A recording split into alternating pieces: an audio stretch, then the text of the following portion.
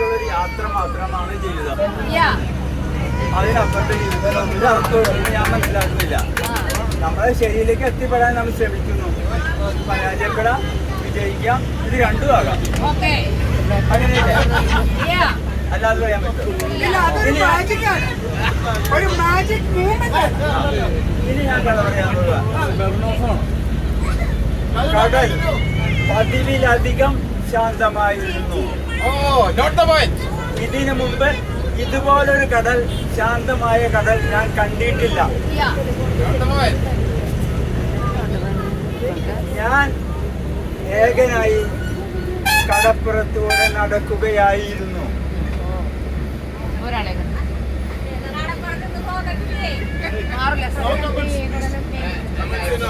ശാന്തമായ തിരമാലകൾ സ്വന്തം കാമുകി എന്ന പോലെ കരയെ തലോടുകയായിരുന്നു.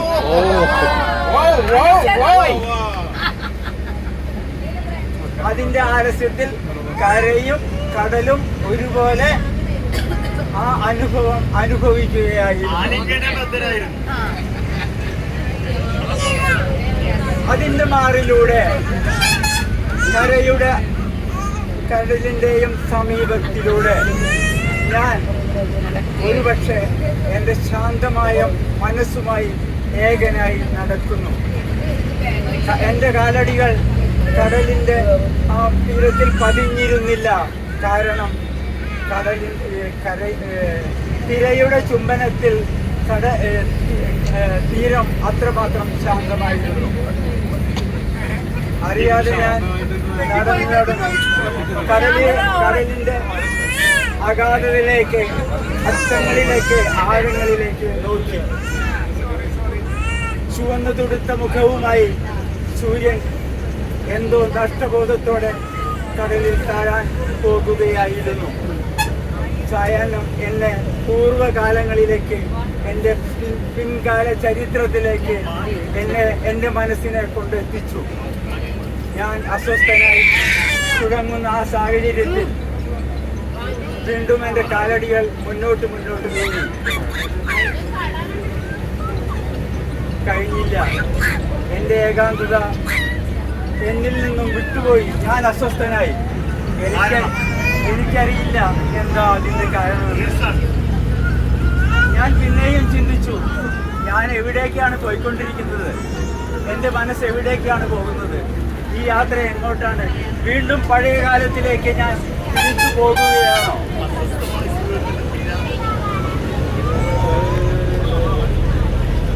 എൻ്റെ അസ്വസ്ഥത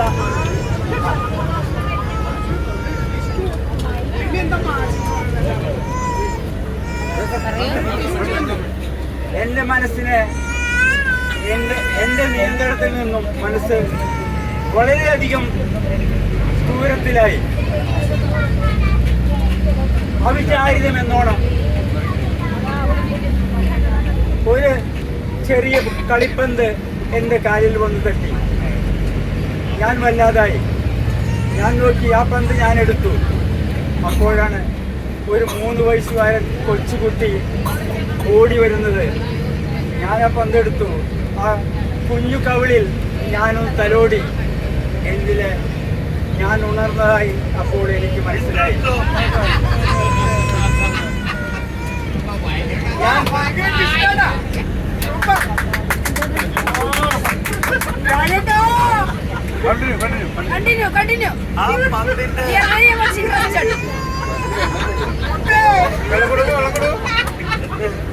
വെള്ളം തെക്കി വാങ്ങിക്കുന്നത് കയ്യില്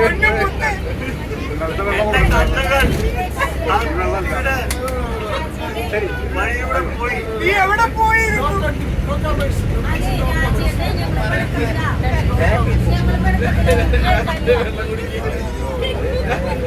അപ്പോഴിതാ നിൽക്കുന്നു അവൾ. അപ്പോഴിതാ നിൽക്കുന്നു അവൾ. ആ കുട്ടിയുടെ പിന്നിലായി അതിന്റെ അമ്മ ഓടി വരുന്നുണ്ടായിരുന്നു. കുട്ടിയെ പിടിച്ചു. ഞാൻ ആ പന്ത് അമ്മയുടെ കയ്യിൽ കൊടുത്തു. അമ്മ ഒരു നിറഞ്ഞ പുഞ്ചിരി എനിക്ക് സമ്മാനിച്ചു. പകരം ഞാനും ഏകദേശം ഒരു 35 വയസ്സ് തോന്നിക്കുന്ന ഒരു സ്ത്രീയായിരുന്നു അത്. ഞാൻ വീണ്ടും മുന്നോട്ട് നടന്നു. അപ്പോൾ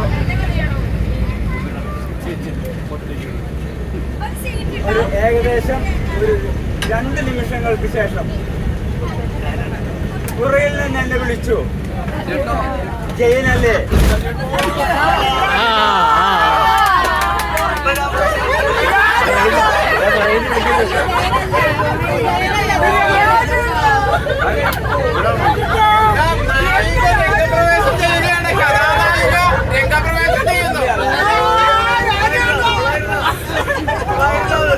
മാജിക്കൽ റിയലിസം, മാജിക്കൽ റിയലിസം.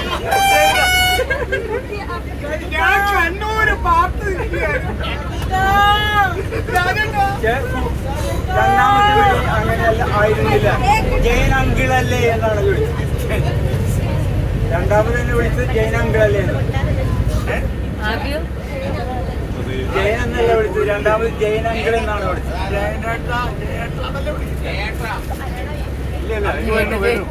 അവിടെ ഞാൻ ചോദിച്ചു, മനസ്സിലായില്ല കുട്ടി എന്ന് ഞാൻ സംബോധന ചെയ്തു. അപ്പൊ ആ സ്ത്രീയുടെ കയ്യിൽ ഈ കൊച്ചും പങ്കും കൂടെ ഉണ്ടായിരുന്നു. സ്ത്രീയുടെ കയ്യിൽ കൊച്ചും പങ്കും കൂടെ ഉണ്ടായിരുന്നു. അങ്കിളിനെ കാണാൻ ഒരാൾ അവിടെ ഇരിക്കുന്നതാണ്. ആര് പറഞ്ഞു? ഞാൻ ചോദിച്ചു, എന്നെ കാണാൻ ഇവിടെ ചെല്ലോ? ഉണ്ട്, എന്റെ അമ്മ ഇവിടെ കാത്തിരിക്കുന്നു.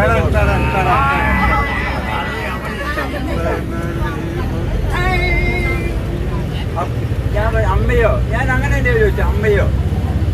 എനിക്കറിയില്ലല്ലോ. എന്തായാലും അങ്കിൾ എൻ്റെ അമ്മയെ ഒന്ന് കാണണം. മനസ്സില്ല മനസ്സോടെ ഞാൻ ആ അമ്മയെ കാണാൻ ചെന്നു. അപ്പോഴാണ് ഞാൻ എൻ്റെ വിദ്യാഭ്യാസ കാലത്തിലേക്ക്, 8ാം ക്ലാസ്സിലെ വിദ്യാഭ്യാസ കാലത്തിലേക്ക്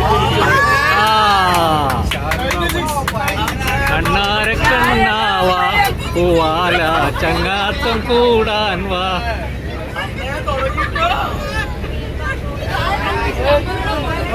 മൂവാണ്ടൻ വാവേൽ മാവ ഒരു കിന്നാരത്തെ കാത്ത.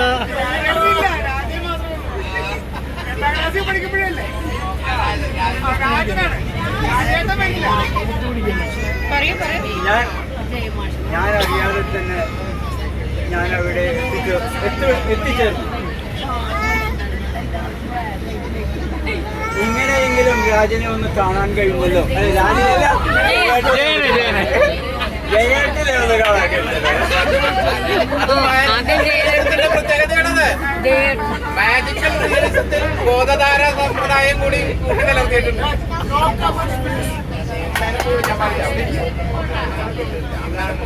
പെട്ടെന്ന് ഞാൻ വല്ലാതായി.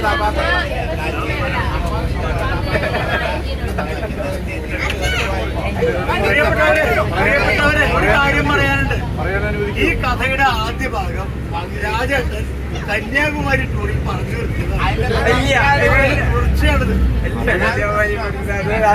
റെപ്യൂട്ടേഷൻ അല്ല. Please continue.